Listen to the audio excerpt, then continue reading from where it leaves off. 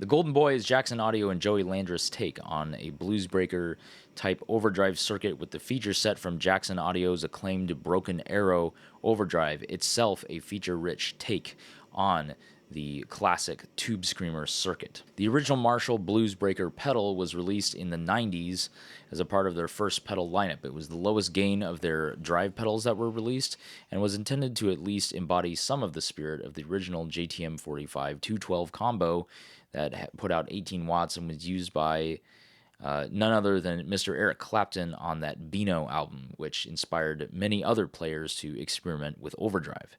So kind of significant, but this pedal didn't really sound like that gritty overdrive. It was a lot smoother, but it did have this great characteristic, was that it was flat and didn't have an obnoxious mid-hump like a lot of other overdrives at the time. Screamer. This pedal sounded natural. It sounded like your amp just turned up a little bit more. Now, Marshall's original pedal lineup featured some other pedals like the Governor and the Shredmaster, which were obviously higher gain, and while these pedals were nice, they just didn't sell all that well at the time, and the pedal boom of the 80s and early 90s started to fade away as people were experimenting with smaller and simpler setups, and as channel switching amps were all the rage, a lot of people kind of abandoned overdrive pedals in favor of a really simple setup with very few pedals at all. A lot of people started rediscovering this pedal in the late 2000s and early 2010s because a certain John Mayer, you may have heard of him, started using this pedal. People started reporting that John Mayer had this pedal on his pedal board, and so a lot of people who love John Mayer, honestly, he's probably the guitarist of my generation for a lot of people. they all went out and started buying Bluesbreaker clones. Many clones of this pedal have been made, like the JHS Morning Glory, which I had, the Wampler Pantheon, the Snouse Black Box, and famously the Analog Man King of Tone dual Bluesbreaker pedal, which they also make a Prince of Tone. Joey Landreth of Joey Landreth and the Brothers Landreth always has loved this type of overdrive. He plays Les Pauls and 335s with PAFs or P90s, and so he likes to use it to boost his amp. Brad Jackson and Joey Landreth came up with this pedal, and it is a Joey Landreth signature pedal from Jackson Audio, and it features all of the features from the Great Broken Arrow, but just in a Bluesbreaker style circuit. This pedal was released on Easter 2020, and it looks like this.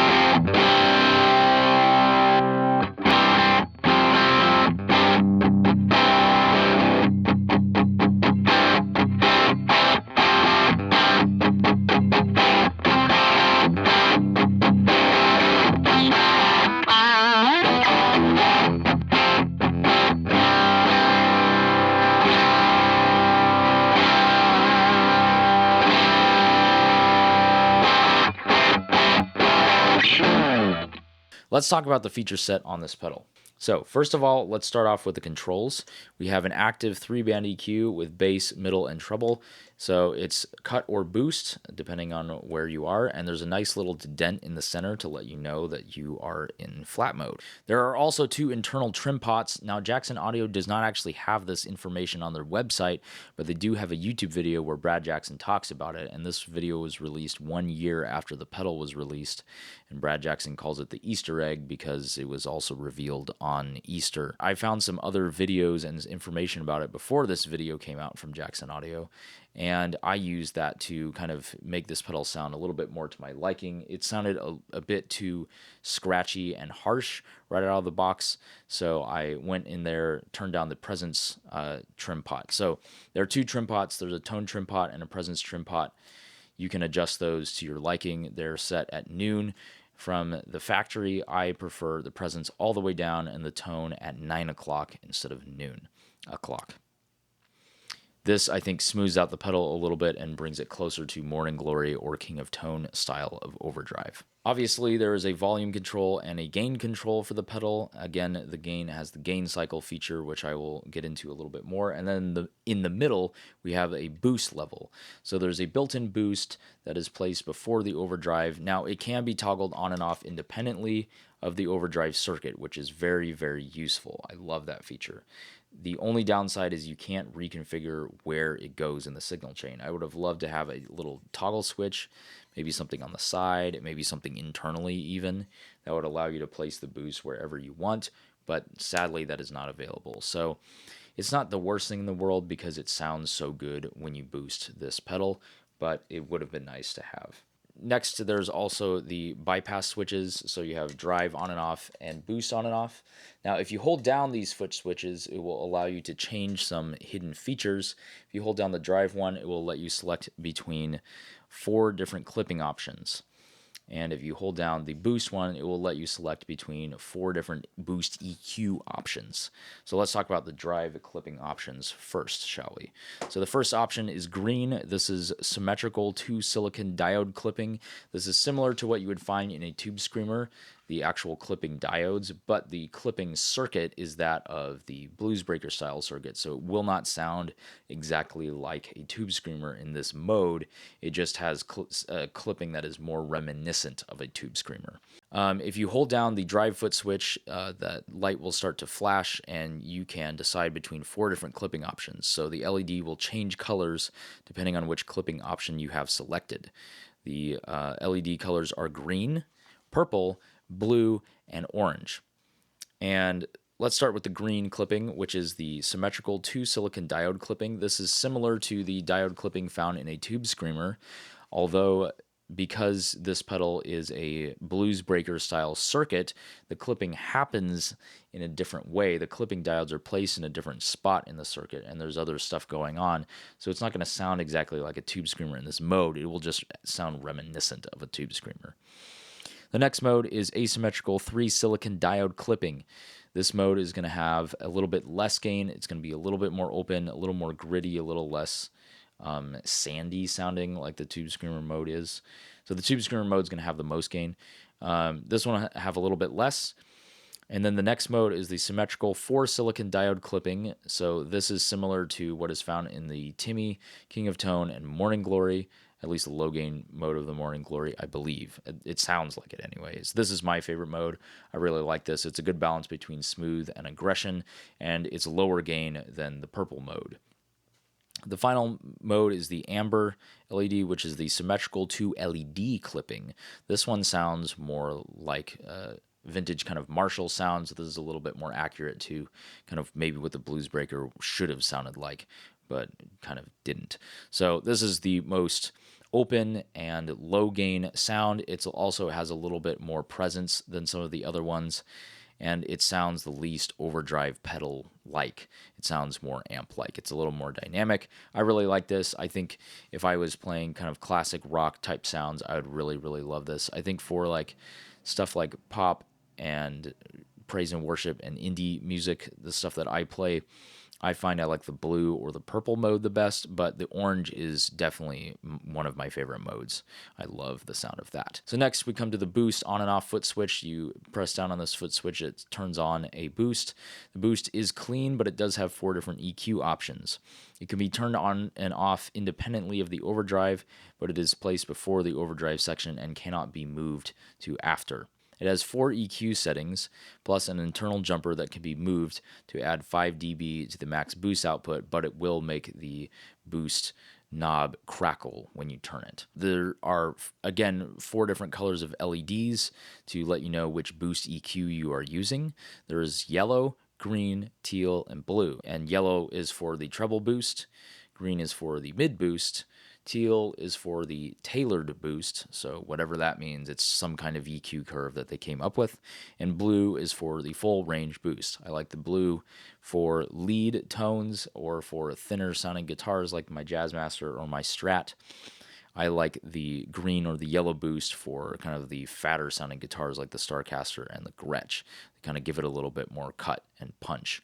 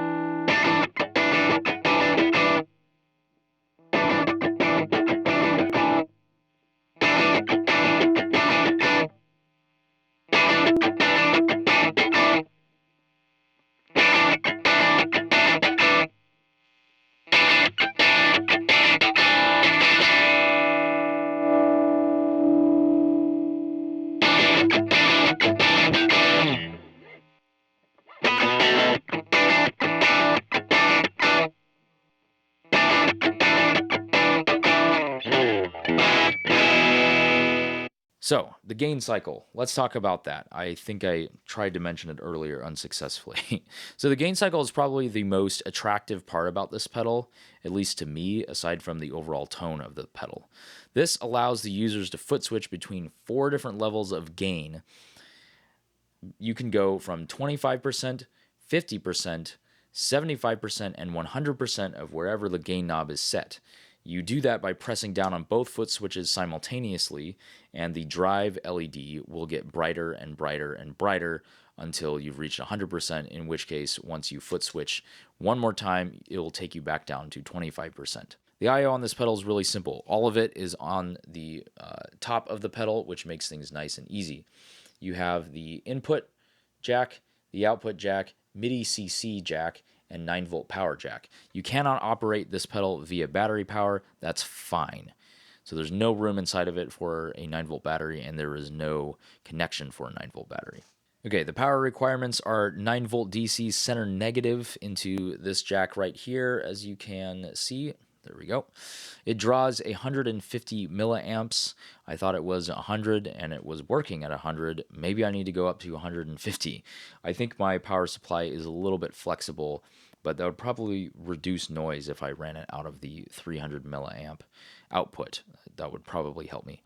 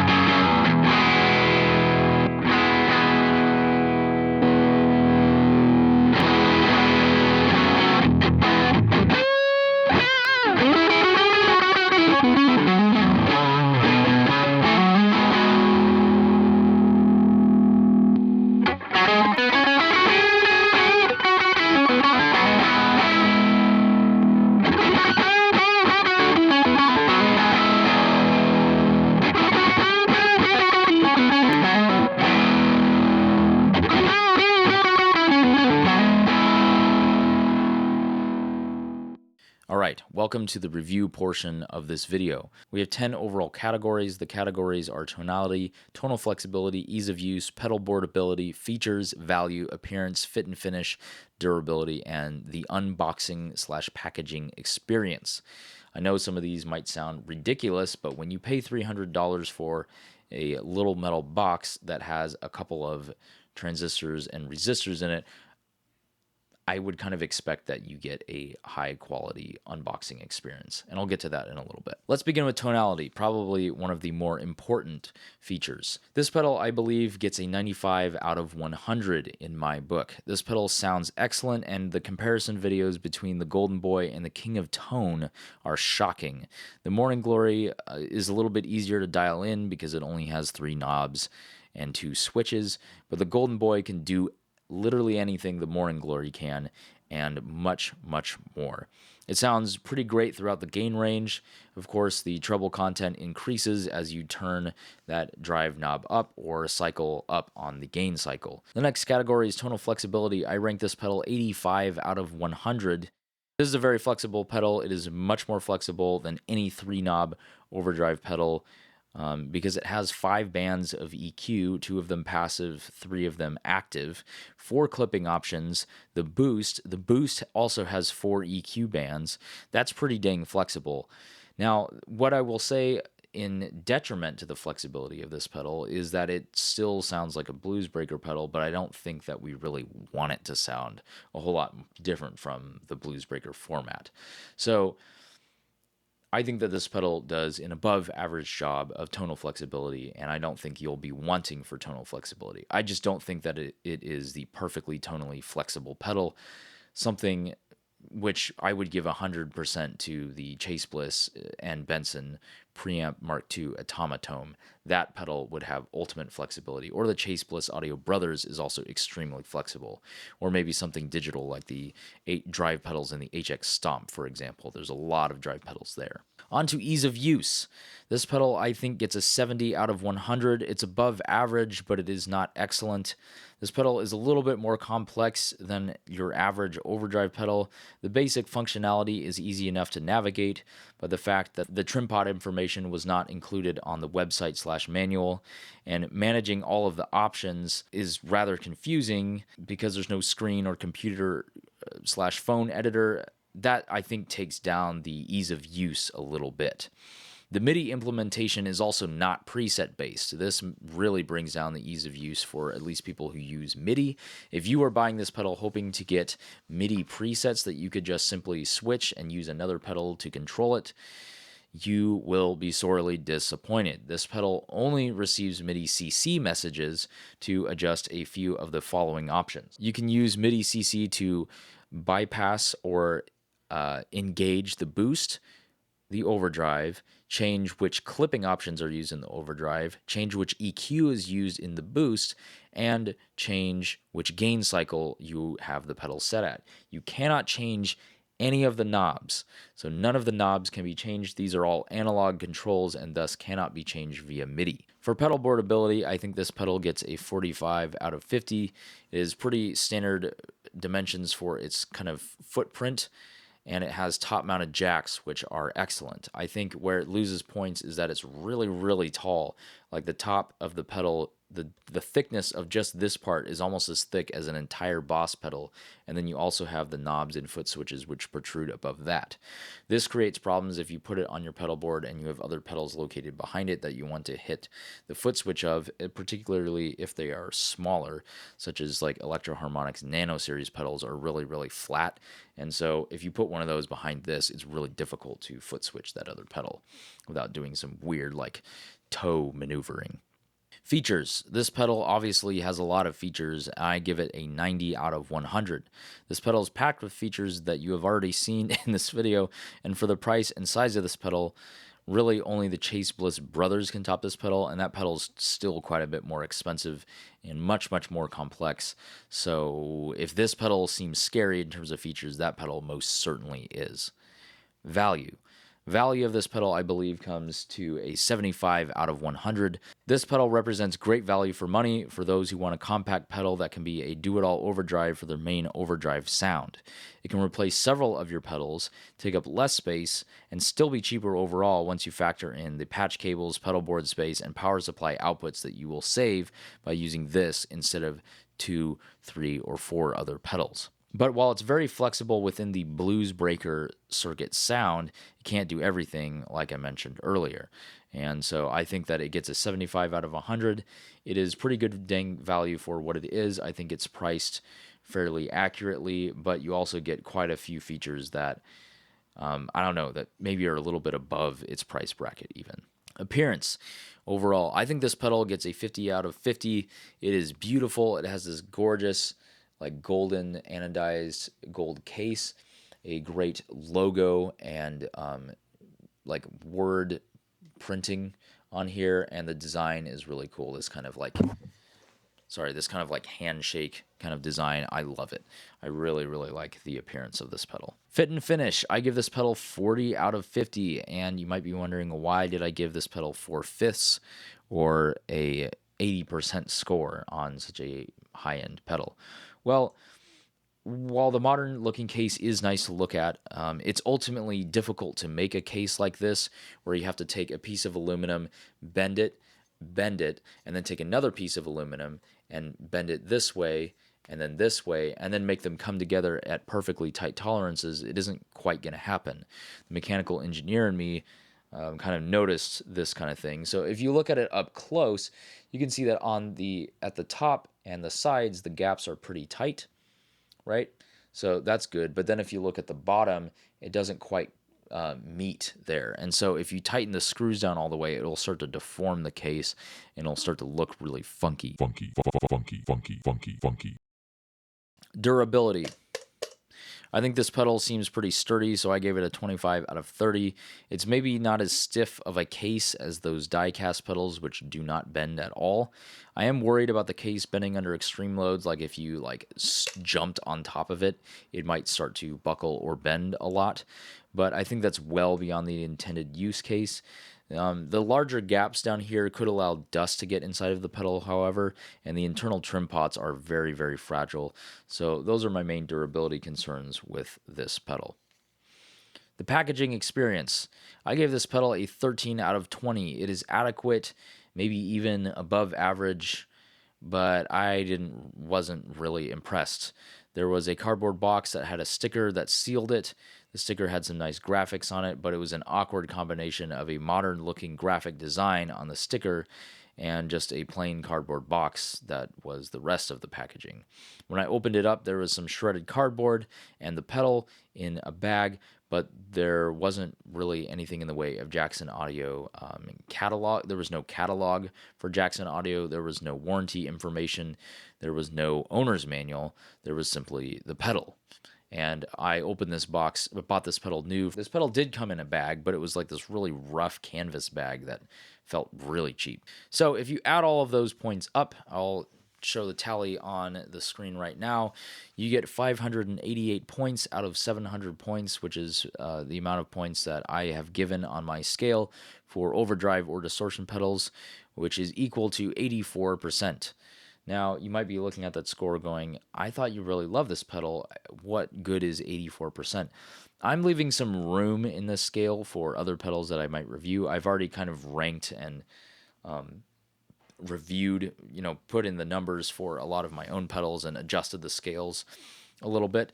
But I'm going to also be posting these scores to my website as well, which you can check out down below. And that way you can look at the different overdrive pedals and see what's right for you.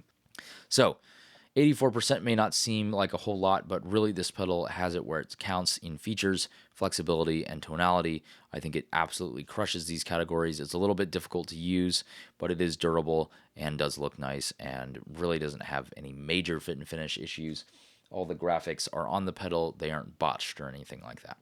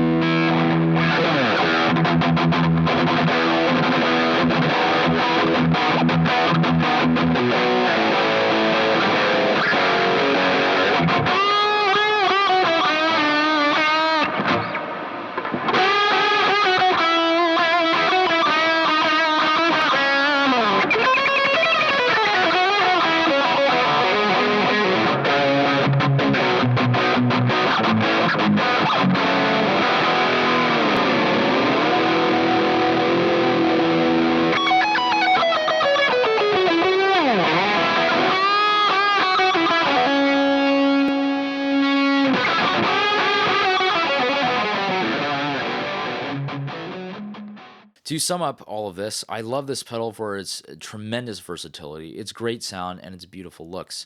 While $300 may seem steep for a pedal, it covers the bases of 1, 2, or 3 of your own pedals that you already have. This could save you quite a bit of money and or board space, and yeah, I don't know, that seems pretty attractive to a lot of people. At least to me, it seemed very, very attractive.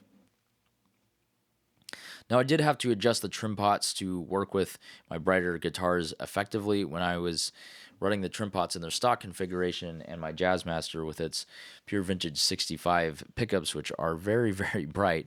I was finding that with this pedal, I had to turn the treble knob to all the way off, and it was still too bright.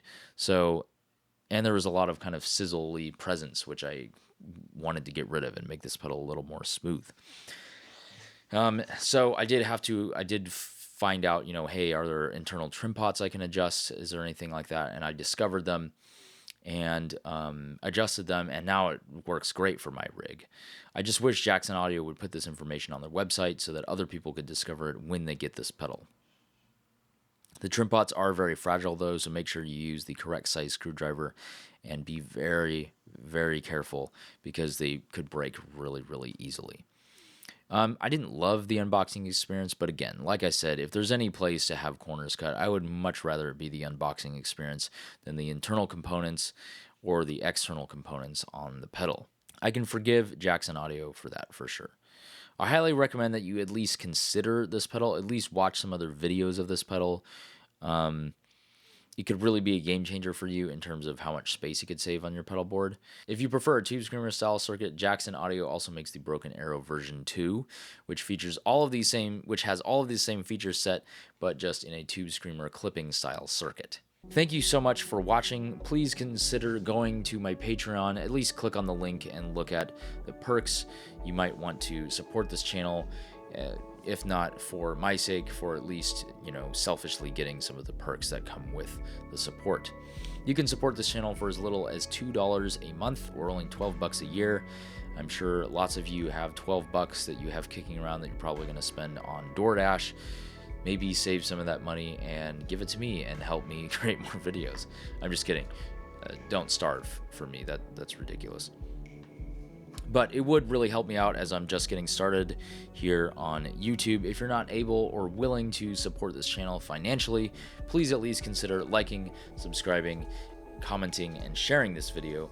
And if you don't like this video, head over to my channel down below, go click on it, and see if there's other videos that you might like. Or you can just hit the dislike button twice and leave a pleasant comment. So, I hope you enjoyed this look at the Jackson Audio Golden Boy. Please comment down below with what you'd like to see me make a video of next, what pedals you'd like to see reviewed, guitars, amps. I'm probably not going to buy a lot of guitars and amps, but hey, throw some ideas at me. I'd love to hang out and chat. There's a Discord if you sign up for the Patreon, once again, and I'll shut up now and leave you to your own devices. But thank you so much for watching. I hope you have a fantastic, excellent day.